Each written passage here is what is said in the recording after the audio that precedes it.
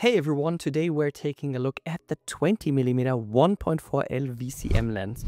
It retails at 2,000 euros as of July 25. I personally own the 24mm 1.4L VCM, which was 250 euros cheaper. I'll tell you why I won't getting the 20mm and who it's probably better for. Visually, the 20mm lens is similar to the 24, 35 and the 50mm 1.4L VCM lenses. It weighs 520 grams, making it 5 grams heavier than the 24mm. You'll get a 67mm filter thread, which is great because it saves a lot of money on ND filters. Speaking about ND filters, this is the Nissi Vario, which blocks up to 5 stops of light. I mainly use it for filming in log. An ISO of 800 gives me the best dynamic range, but filming outdoors in daylight with an open aperture will overexpose your footage. That's why I recommend this ND filter. There's a link in the video description. At the top there's a programmable RF ring where I've set my focus area. Below that is the focus ring. You will find the AF/MS switch on the side. One thing that's really annoying with all RF lenses that I have an aperture ring is that the aperture does not offer any clicks. This lens handles lens flare incredibly well, I'd even say almost non-existent, but see for yourself with the following shots.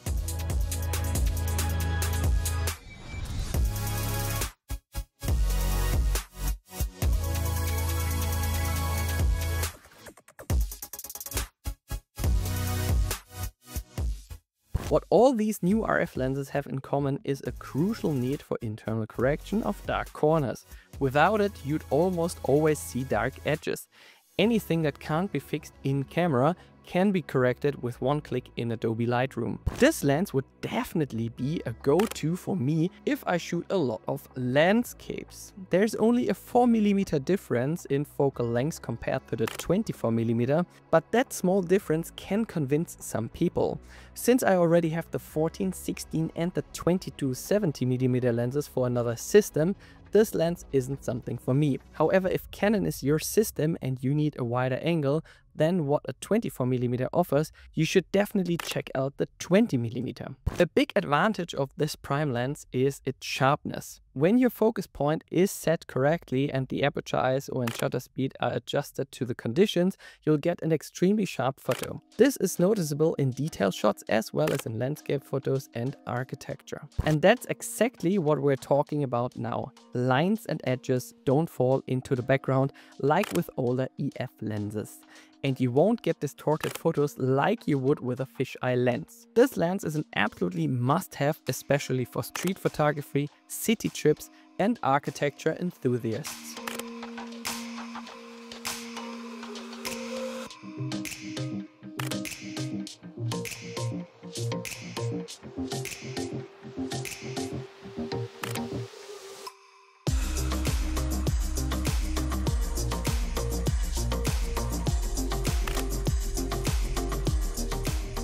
With a minimum focusing distance of just 20 centimeters, you get shots like these. It can't replace a true macro lens like the 35 or 100mm, but it's excellent for isolating subjects up close.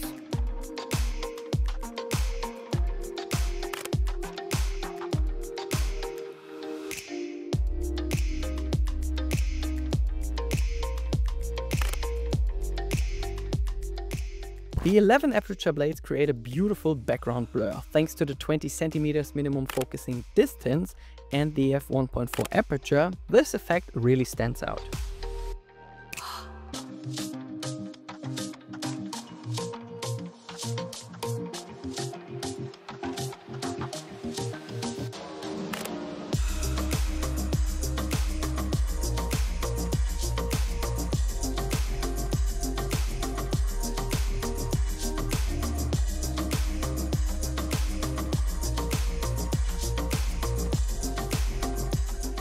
As expected, the 20mm also does a great job with autofocus and tracking.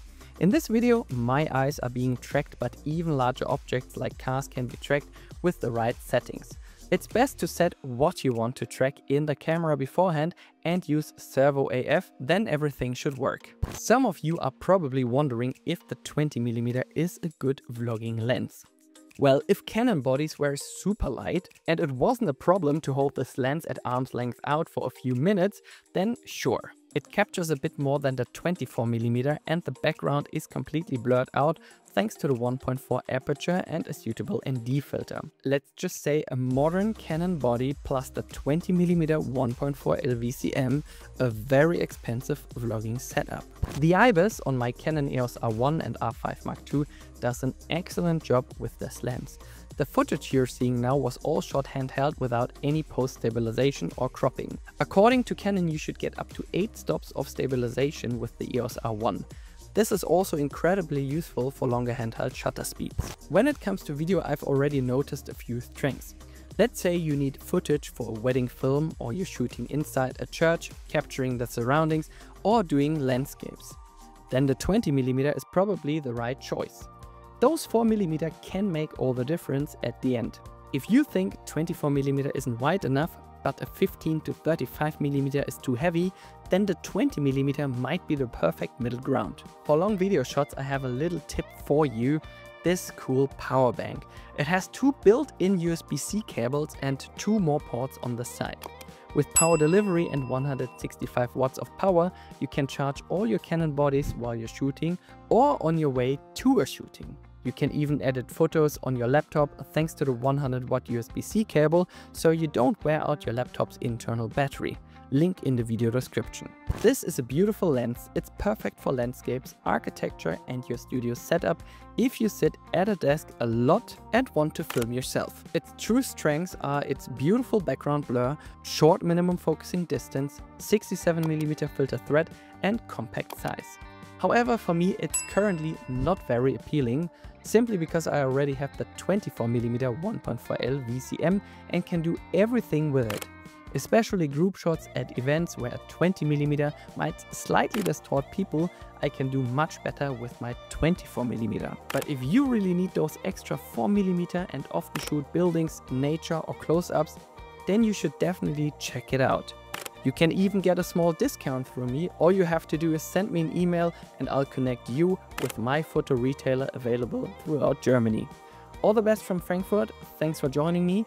Please subscribe, like and share. See you next time here on The Daniel Life.